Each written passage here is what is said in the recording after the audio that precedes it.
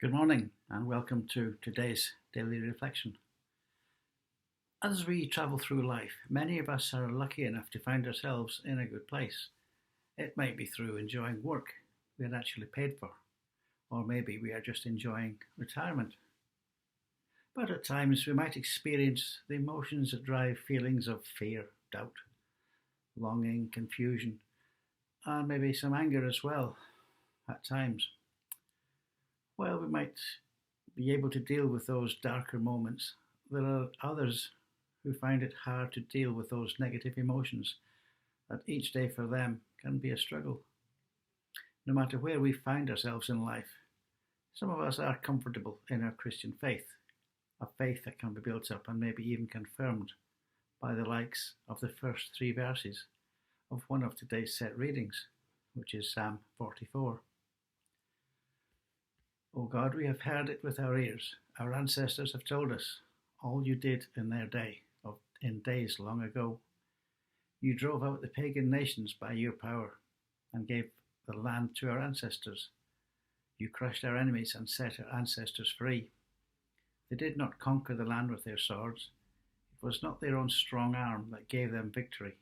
It was your right hand and strong arm, and the blinding light of your face that helped them, for you loved them.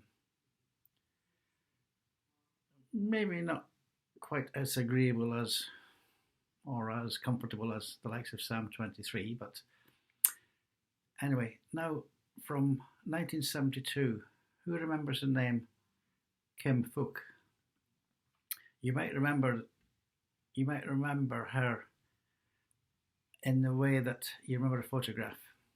It was an iconic photograph of a little 9-year-old girl, naked and crying, running along a road after a napalm bomb attack on her village during the Vietnam War. It has since been Kim's faith that has held her together through many, many painful years and operations. Still in pain, she is now in a good place, happily married with 2 grown sons. But there are many more of us who have no faith at all, who believe there is no God, and probably many who, as the saying goes, are sitting on the fence. So for them, these verses will have little or no meaning. To them, the final verses of 44 might have more meaning. Wake up, O Lord. Why do you sleep?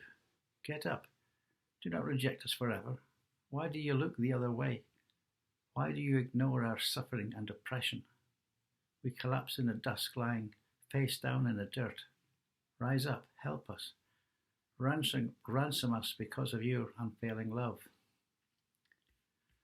Now, 2015 gave us another iconic photograph that those of us who saw it will never forget.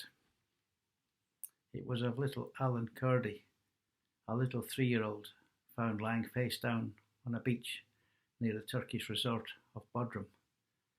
He was just one of countless people who were drowned trying to cross the Mediterranean. His father, who survived, has since struggled not only with losing his family in that tragedy, but is still trying to come to terms with a near constant stream of varying accusations, each worse than the one before. Since that tragedy, he has gone from one dark place to another.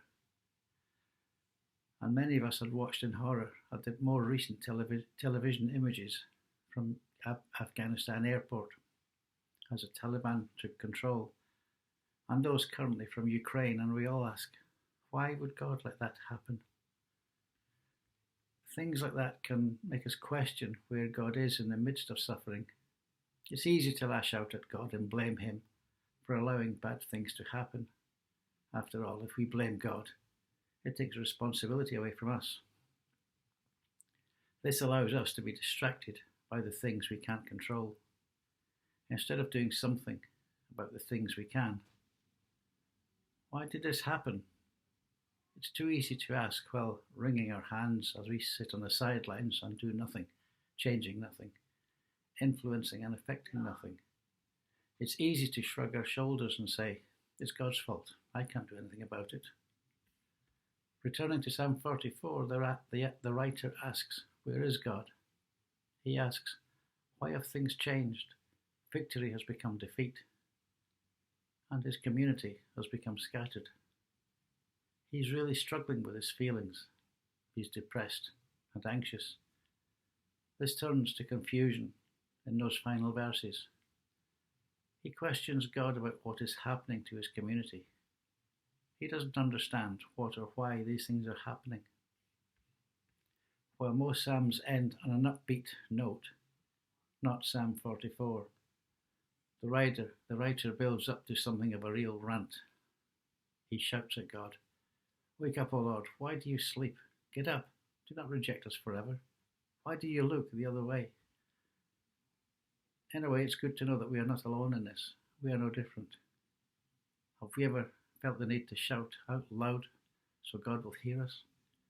Maybe we should become less British and do this more. I'd finish with a prayer.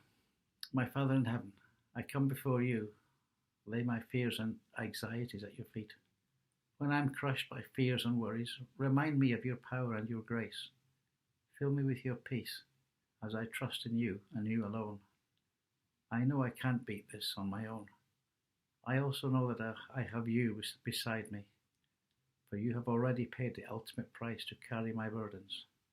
For this I thank you. Amen.